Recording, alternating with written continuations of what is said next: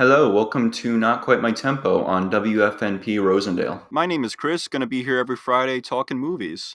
New reviews, recommendations, lists. I just love movies, and that's what I do here.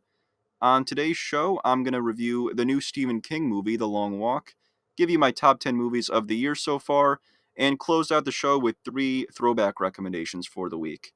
I'll be right back with the Long Walk review, but first, here's some movie music, starting with the Back to the Future main theme by Alan Silvestri. Hello, welcome back to Not Quite My Tempo with Chris on WFNP Rosendale. And kicking off the show today, we have to talk about the new Stephen King adaptation that released last week, The Long Walk. Directed by Francis Lawrence, who directed the last 3 of the main Hunger Games movies, and starring Cooper Hoffman, David Johnson, and Mark Hamill, the movie depicts an America ruled by a totalitarian regime, and free thought and speech is totally banned. The government has total control, and part of their control methods is holding a contest called the Long Walk, where 50 young men must maintain a walking speed of at least 3 miles per hour or be killed on the spot. And with the last man standing getting a large cash prize and a wish to their greatest desire. And this trailer looked super interesting to me when I saw it in theaters. And a Hunger Games director doing a Stephen King adaptation involving a messed up competition like this seemed really cool. And this movie was even better than I thought it was going to be. Stephen King adaptations are really hitting for me this year. Life of Chuck, by the way, is another great one from June of that year that I highly recommend. And I think that went a little too unnoticed. And The Long Walk is a brutal, intense, and highly emotional movie that just had me hooked in every moment. The concept of this competition is really the big marketing point of this movie that got me really interested in it, certainly. It immediately gets you thinking about like the difficulty of it, like you get thinking about how long you could walk for, like, oh, you just walk, it doesn't seem too bad. And it seems so simple, but then you think like when that exhaustion kicks in and you can't stop walking if you want to keep living, it really hit me like, oh, geez, that's terrifying. Like, you have to keep moving no matter how difficult it is, and if not, it's just it for you. And the movie depicts that exhaustion and that just turmoil really well. There's sequences where the exhaustion and just the desolation of the contest is shown in extreme ways. There's one sequence with like a mix of terrible circumstances if you're in this contest that it kind of becomes like a horror movie. Like the contestants and the government becomes a monster that just starts destroying everything. It's chaotic. There's sleep depravity, all this stuff that's just making for just a chaotic sequence and just a terrible competition to be part of. And the movie shows that really well. And you get to points in the movie where you start to wonder, like, how much can the characters take? And the actors do a great job of playing that exhaustion too, trying to keep it together, keep pushing, but the weight of the contest and all they've been through, not just in the contest up to this point, but just in this horrible regime for so long, it just starts to catch up to them in a lot of different ways. And even, they're super, not exhausted at the beginning. They're just going along, and you just kind of see them slowly start to fall apart. See the exhaustion kick in. All these, if you had to walk for days straight, what would really happen? The actors all show that really well. And the best part of this movie for me, though, that makes the contest so gripping, just besides how kind of interesting the concept is how you end up caring about these characters so much. Cooper Hoffman and David Johnson play the two kind of lead young men. There's a few other great leads here too that kind of are really well developed characters, but those two are certainly the main ones. And there's a lot of dialogue between them that really drives the movie since they're just walking for the actual contest. It's just walking down a straight road. That the relationships and the bonds and the drama between everyone walking on this path, it becomes the emotional core of the movie that really makes the movie. And that's something the movie really impressed me with. Even before the walk begins, they're at the starting line and they're all in this horrible situation and world, and they can just kind of be bond and become friends at the beginning, trying to make best of what's happening, in this world, what they're about to go do, knowing that a lot of them are about to go die. And it makes these relationships especially powerful. There's a good amount of humor and joking around between the characters that gets you to start liking these guys. Like, they're a bunch of young men that kind of all start to bond with each other, and they joke around, get to know each other, and they become like brothers pretty quickly as they're just in this horrible situation together. And even there's a few characters that almost fall into tropes like the comedic relief, and there's like the hardened bully that is kind of, pushing everyone, trying to get under everyone's skin. But everyone ends up contributing greatly to the emotional impact of the story, and where the characters end up, it makes them feel like much more like real people, not just stereotypes. And when it's time for some to start to die, the movie's not weary about showing the death scenes without cutting away. And even when like a less developed character dies that maybe doesn't get as many lines or screen time, it's this brotherhood between everyone and care for each other that makes every death so brutal. And this theme of brotherhood, and how, even though these guys know that it has to come down to one of them standing, even though they kind of just met each other, they still try to save each other. And it's so powerful the way they'll encourage each other to get up when someone starts slowing down or gets exhausted. They'll push each other along. If someone's slowing down, keep them moving. It's an inspiring like goodness in this world, that the world seems so hopeless and lost, and just how much power this government has, that this group of young men, just strangers that just met, can come together in something so messed up and start bonding, and can say, these are my brothers, and as much as I can, I'm going to make sure they keep moving. And I know if I start falling behind, they're going to show the same care for me. It's really inspiring, and makes the movie like so emotional, and makes every death, every terrible thing that happens just hit like a ton of bricks. Cooper Hoffman and David Johnson's friendship is the main embodiment of this theme of brotherhood too. But really, among a lot of the group, that bond is there. But especially those two, and the way they have this just unwavering loyalty for each other, is what really makes the movie. And Hoffman and Johnson perform this so wonderfully. You believe they would become friends so quickly, and how they bond and joke around. It's so genuine, and both those performances are so strong, get super emotional, and just super sad.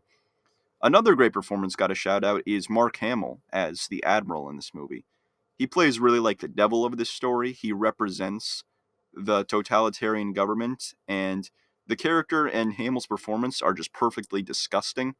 The character seems to like actually enjoy putting these men through the long walk, and like twist the contest as a show of hard work and dedication, that, trying to make it seem like it's a good thing. These men are like doing a service to their country. It really makes you sick how just messed up this guy is.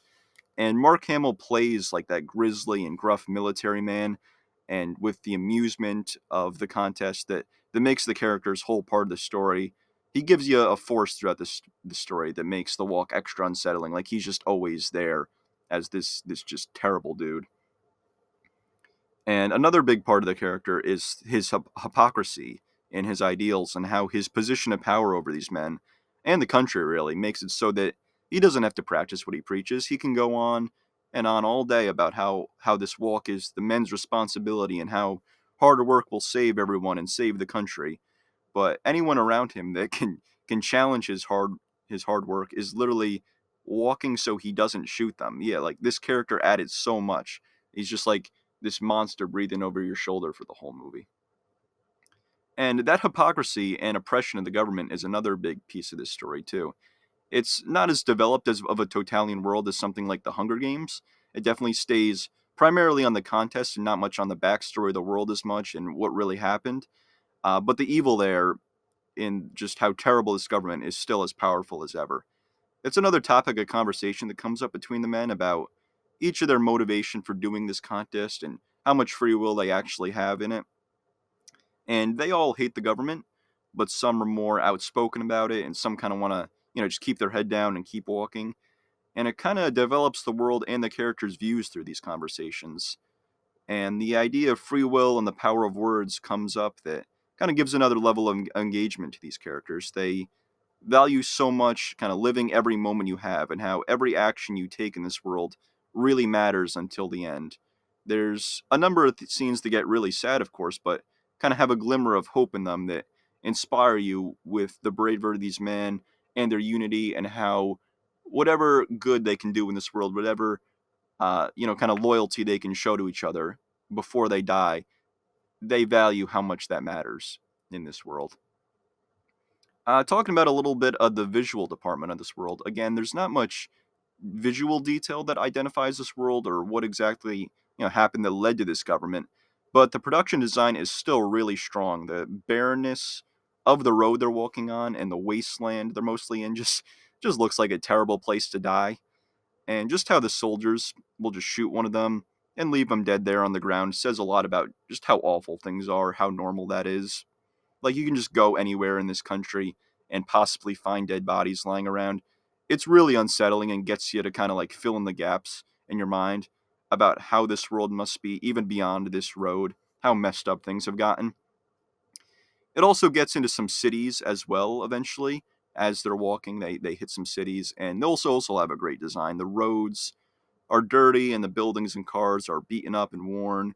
Yeah, even when you get to a populated area, you don't feel any safer or calmer. You just get, there's an audience watching you now that the government wants to have, so everyone can see how much power they have, how much control they're showing.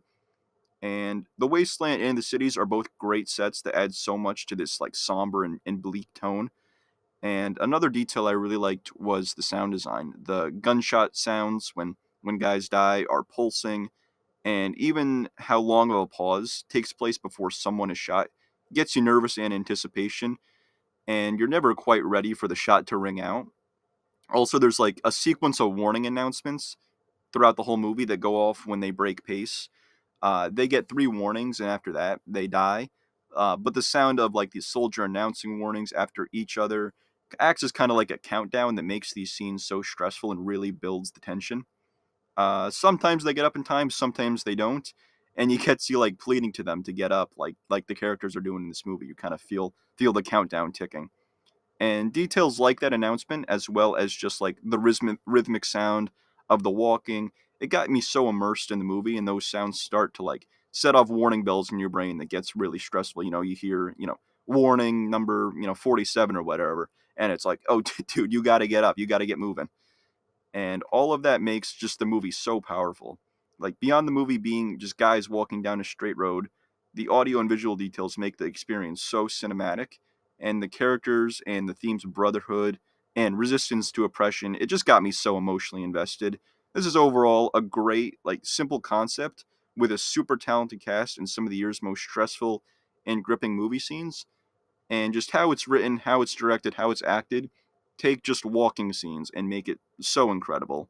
So if you like Stephen King stories, if you want a dystopian world with great protagonists and villains, The Long Walk will give you that. It is playing in theaters as of last weekend. Please go see it. It is amazing. Gonna be right back with my top 10 movies of the year so far, but first, here's some more movie music, starting with Danny Elfman's score from Batman 1989. Hello, welcome back to Not Quite My Tempo with Chris on WFNP Rosendale. Second segment of the show today, I'm going to give you my top 10 favorite movies of 2025 so far. It's been a pretty good year for movies so far, been some really great stuff. Have a few movies in my top 10. Hopefully, I can put you on to that I feel like went a little bit unnoticed this year. So, kicking it off, number 10 of the year so far, I have Ballerina from the world of John Wick. This franchise is one of my favorite action franchises of all time at this point, and it just refuses to slow down. And giving the lead to Ana de Armas for this spinoff is a great side story in this world. She's driven by revenge like John Wick was, but seeing her rise in the criminal assassin world of Wick is a cool aspect of this franchise to flesh out. We only ever saw John Wick as like the Baba Yaga as the legend in this world, so seeing an up and comer immediately makes it a little interesting, a little cool. Seeing someone at the start of their career and seeing stuff like her first contract and the defiance she has in this kind of probationary period of her career, it makes her journey different from John's. It's cool to see a different kind of character in this world. And the revenge story side of her character and the themes of like fate and human nature, it mimics a lot of the stuff in the John Wick movies that part of the story wasn't as interesting to me as kind of the up and coming stuff in this world, but still a really good way to drive the story. Makes the character makes you engage with the character pretty well. The action though remains incredible and brutal and different from John Wick's fights as well. She uses a lot of knives, a lot of bombs, and a lot of other sharp and dangerous items that are chaotic but also choreographed with such care and for maximum excitement. I don't think John Wick used quite as many explosives and flamethrowers, and giving how much less experience she has, and how she's not as big as John Wick. More improvisation like that in the fights worked well. How she just has to find anything that can be a weapon and kind of use her ingenuity to her advantage. It was really cool to see. And also Keanu Reeves is in this movie, but it's the perfect amount, and he actually like plays a role in the story that makes sense and doesn't cast a shadow over to Ana de Armas. It was good to see him again. And more spin-offs of this franchise, please. There could be some really cool side stories in this world, and I think this is one of them and a good start for that. At number 9 of the year so far, I have Thunderbolts. The MCU has had two really strong movies this year, and I think Thunderbolts was the first really good one. The story is soaked in kind of like the political side of the MCU, something like Captain America the Winter Soldier. That's a part of the MCU I love so much. But the strongest part of this story, besides that, is the team coming together and the themes of like loneliness and mental health. And these characters have all been introduced before, but many of them really get to shine here and develop here, like Yelena and John Walker. Much like James Gunn's The Suicide Squad, the characters are really fun together, but they're coming together for community and finding all they're capable of and how good they can be in this world is the real shining point of the movie. Sentry is the villain here, and he's a really unique villain. He kind of represents the themes of the movie and how the characters defeat him in the third act and how it all becomes kind of about community and support is really great to see. It was made it really powerful. And the action blends the hand to hand combat and the superpowered elements of the characters for really exciting fights with dynamic camera work. And the depiction of the team saving people is so powerful too. Some great hero moments, some great scenes where the characters kind of get cheered on as heroes. That really was really nice to see. Gives a nice hopefulness to the story. Some characters are a little bit wasted in the story, and there's some MCU jokes that got a little annoying in some places. But overall, a great MCU movie for the year. And at number 8 of the year so far, I have Warfare. This is an Iraq war movie directed by Ray Mendoza, who was a soldier present at the events depicted in this film, and also Alex Garland is the second director on it. And the movie depicts real time events of a surveillance mission that erupts into warfare as a group of soldiers fight to survive. This is a gripping war movie. It takes place pretty much only in one house, but the direction and technical elements make it so immersive. There's a use of silence at the beginning that's so eerie, and when you start to think like who's a threat and what could be really coming in here that starts making the action take off, it makes the explosiveness later even more intense, and it shows how scary things can become in war at any moment. The characters aren't very in depth, but their brotherhood and care for each other is really strong, and there's moments of bonding between them, mostly at the beginning, that show their connection, show, in these times of war, how much they mean to each other, and it makes you feel like they're going to do whatever they can to save each other. They have each other's backs. And when the shooting starts, the sound design and creation of these war sequences is just piercing and brutal and so intense. There's great use of like close quarter scenes in the house, and then someone will go on the roof and it'll be like a wide shot depicting a shootout, a long range shootout. Gives the whole thing depth and size, and it makes every front of this battle feel so important and dangerous. This is one of the most gripping movies of the year, so intense.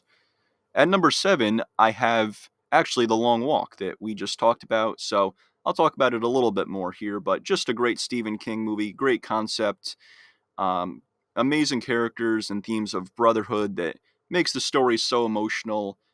The walking scenes and how simple the concept is, it makes the dialogue so impactful and how it really gets you invested in the story. Again, please go see The Long Walk. It is a spectacular movie. But at number 6, I have Mission Impossible The Final Reckoning. This is the finale of the Mission Impossible franchise, and it's a movie I've been excited for a while. As this franchise is one of the first like movie series I really got into as I started to explore more movies and really get into film. And this finale closes the story for Ethan Hunt really strongly. The depth of Ethan Hunt's legacy and how many lives he saved in this world is really powerful, and the character's end is very fitting. The action is as incredible as ever. Tom Cruise with director Christopher McQuarrie create contenders for the best stunts of the franchise that is incredible to say because this franchise is just insane with the action and the team's dedication and how dangerous and just technically difficult these stunts are is admirable and really amazing. And the plane sequence and the submarine sequence are two of my favorite IMAX theater experiences of my life. So locked in for those, so intense. And the villains for these last two movies are pretty underdeveloped, but the stunts and Ethan's character arc make up for all of that. This movie is great, and I'm really happy with how they ended this franchise. At number 5 of the year so far, I have F1 the movie. This movie stars Brad Pitt as an aging driver, Sonny Hayes, who returns to the world of Formula One after a failed career years earlier. The director of Top Gun Maverick, Joseph Kosinski, directed this movie, and altogether, this is one of the most exciting movies of this summer. It just kind of like screams summer movie season to me, and Kosinski's direction of the plane sequences in Top Gun Maverick, another amazing summer movie from a few years ago, and just the technical marvel of that movie is done beautifully with Formula One races as well. The crew was helped by experts in F1 and real racers like Lewis Hamilton, and all that expertise makes the races so intense and really shines in every scene. The angles and speed captured, along with some just insanely loud and pulsing sound design for the engines, it made me so locked into each race. It's a level of immersion I equate to movies like Top Gun Maverick and the Mission Impossible movies because the technical elements and realism in each scene is just extraordinary and how technically just amazing these movies are. The cast here is also great. Brad Pitt plays Sonny with arrogance and confidence he's played before, but also strong passion for racing and kind of emotional fear. He's too late to make it in F1 and that his time has passed him by. That makes the story very emotional. It's all about kind of always being able to kind of find success, and it's never too late for you to do something great.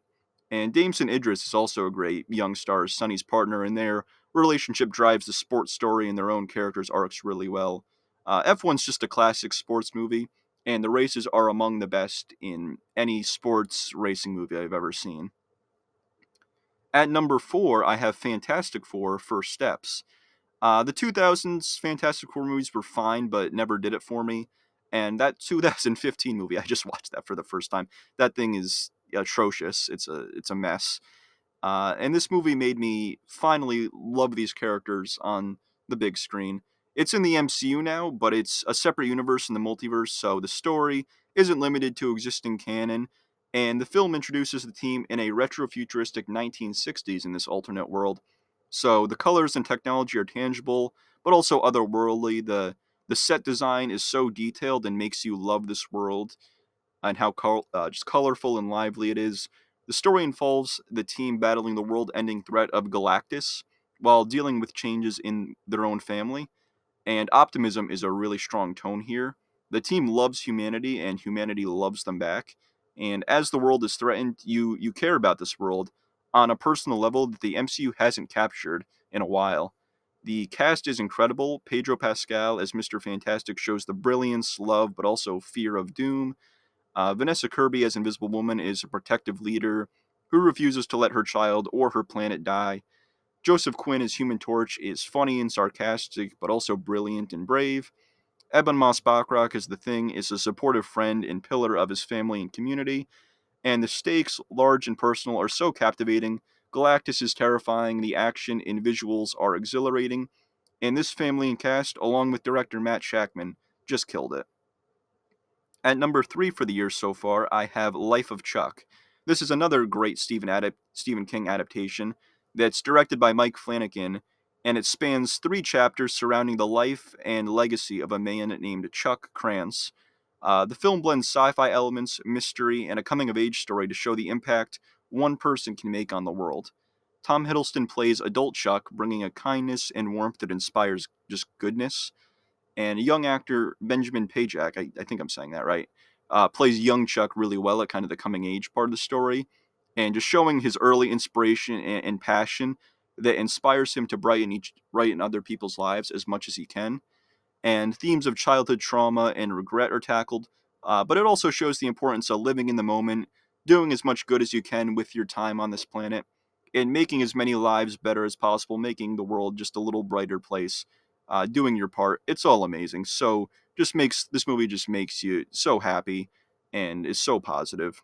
The supporting cast is also stacked with Chiwetel Ejiofor, Karen Gillan, Mark Hamill, Mia Sara, bringing so much life to their characters, making them so spectacular.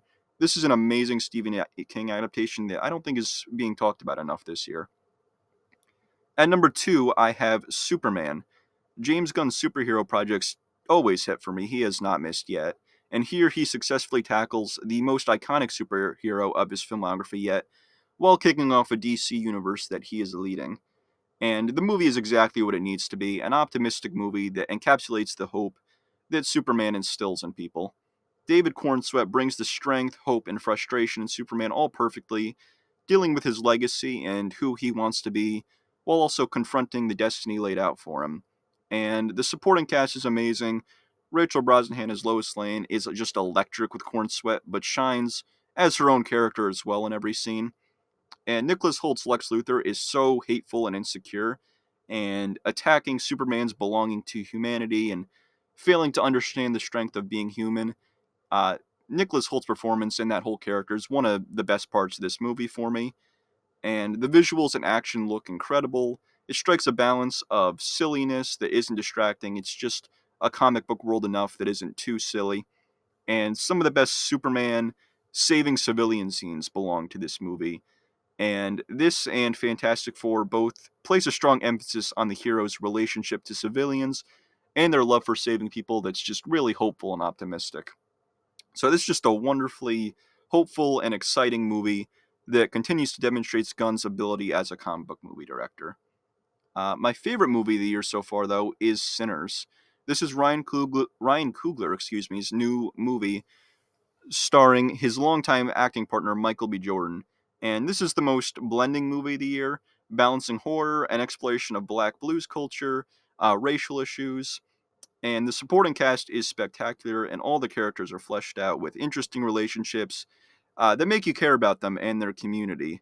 The horror sequences and like the 1930s setting is a great mix. There's like an old-fashioned wardrobe that takes you back to this time really well, and the guns and the hats and the suits. It all looks so cool. Coogler's direction is incredible, and his passion for this project comes through in every scene. There's a sequence involving like the power of music that has some of the coolest camera work and use of music this year. And the success of this movie, critically and financially, is great to see, as the originality and care in this film deserves to be rewarded. So that is my top 10 of the year so far. Hopefully, there's a few in there. Definitely some obvious movies you've probably seen or at least heard of, but hopefully one or two in there that I could put you on to that kind of shows there's been some really great movies this year. Gonna be right back with my three throwback recommendations for this week, but first here's some more movie music, starting with Time by Hans Zimmer from Christopher Nolan's Inception. Hello, welcome back to Not Quite My Tempo with Chris on WFNP Rosendale. Closing out the show today, let's move on to this week's throwback recommendations. Every week I'm going to pick three movies, could be decades old, could just be from last year, but anything that's not a new release, and just give a little review recommendation on it. And I try to pick movies that went a little unnoticed, or maybe that I love more than the general consensus on them, and they're the ones I love recommending to people, to my friends. And this week's first pick is going to be 2011's Moneyball.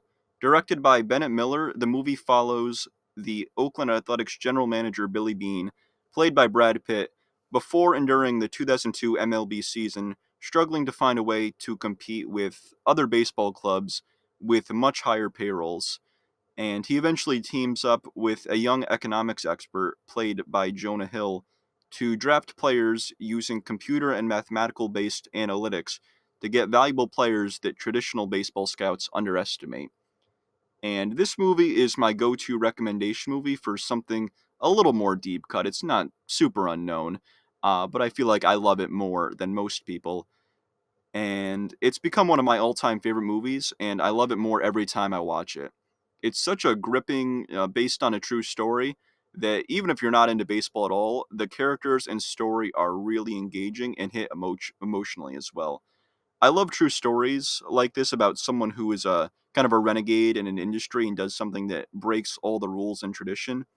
A big part of this movie is the scouts and manager of the team thinking Billy's crazy for the moves he's making, who he's trading, who he's signing on, how he's building the team, and all these moves thinking making the baseball world think the A's have lost their minds. And the conflict really works for the story because it's largely within just the A's organization that everyone, the ownership, Billy, the manager, who's played incredibly by Philip Seymour Hoffman, by the way, are all in the same tough situation with the team's money. They all want to win, but it's tough with how much money they have, and they just disagree on how to address it and how it ties into Billy's backstory too, and why he would be so willing to try such a deviant approach. It works really well in making the characters understandable and engaging. The movie flashes back to parts of Billy's past that end up tying into the overall theme of like fearing failure and inadequacy and always feeling like you're not enough. That makes Billy a really well-rounded character. Brad Pitt is just absolutely perfect for this role. He brings so much confidence and dedication in every scene, and as he's questioned throughout the movie, he shows so much belief in what they're doing and that it's going to work out in the long run. He's also Brad Pitt, so he has so much personality and funny moments, especially with Jonah Hill. But it also shows some anger at times and even sadness that it gives the character a great arc and well-roundedness during the movie. More on the cast, Jonah Hill is just absolutely incredible here. I've always liked his comedies and his style of humor, but his dramatic work here is really something. And I wish he did more kind of subtle performances like this. He plays off Brad Pitt so well. He's less confrontational than Billy and a lot more polite. But he also shows like an equal amount of dedication to the team's strategy and what they're doing with the team. And Hill plays this balance perfectly, and his more quiet demeanor balances out Pitt's outspokenness so well. There's great scenes between them debating at times some decisions and where to be more cautious and the risks they're taking, and the conflict that comes up in their scenes, but also some humor comes from their personalities and makes the scenes feel so natural and authentic. And another reason the dialogue scenes are so good is this movie is co-written by Aaron Sorkin and Steve Zalen, and it's the same way the Social Network script is so incredible. The movie is a lot of baseball office people talking in like conference rooms about which baseball players to draft and why, and the merits of different types of player analysis in baseball, and the debate between the intangibles versus analytics and mathematics. And it doesn't sound very interesting, I'll admit, to for a movie. But even if you don't care at all about baseball, the scenes are just so captivating. The dialogue flows wonderfully and has really interesting back and forth. It still feels so natural though, like you're watching just a genuine debate in one of these baseball offices. And the script just grabs you into this baseball world and makes every character understandable and compelling. These scenes become more about differences in personality and mindset, tradition versus new ideas and risks versus playing it safe. It makes it transcend the sport of baseball just for a really good like human conflict story. But as a sports movie though, it's still a great underdog story. The A's are towards the bottom of the food chain in baseball at this point. So seeing their efforts to defy the odds is really inspiring, both with the players and with Billy. Just seeing just such a wrote off team start to make some success is really cool to see. The score here is also tremendous, but it's so simple too. It gives like every scene such a mythical and magical feel that makes every big moment feel like the World Series and makes you, even if you're not into baseball, believe in the magic of baseball. So yeah, please watch Moneyball. Even if you don't care about at all about baseball, even if everything I said about what the movie is about, the true story, it's just fascinating and so compelling. I wasn't really a baseball fan when I watched for the first time, and I won't even lie, it helped spark back my childhood love for baseball. That's how interesting I find this movie and how invested I got into it. But even if that doesn't happen for you, it's still just a really great and emotional true story that is unlike most sports movies, but just as emotionally powerful. Next movie I'm going to recommend for this week is 2012's Looper. This is an incredible time travel story directed by Ryan Johnson, and it stars Joseph Gordon-Levitt and Bruce Willis. The movie is set in a world where time travel is used by organized crime in the future to send back in time people they want killed, and a hitman in the past called a looper kills the person and leaves no trace of them throughout time. And Joseph Gordon-Levitt and Bruce Willis play younger and older versions of the same character, Joe, who is a looper, and the two versions end up meeting each other as Bruce Willis is sent back in time to Joseph Gordon-Levitt, and problems begin there that I don't want to spoil. This movie is full of awesome twists and world building that it's best to just watch it without knowing too much about where the story goes.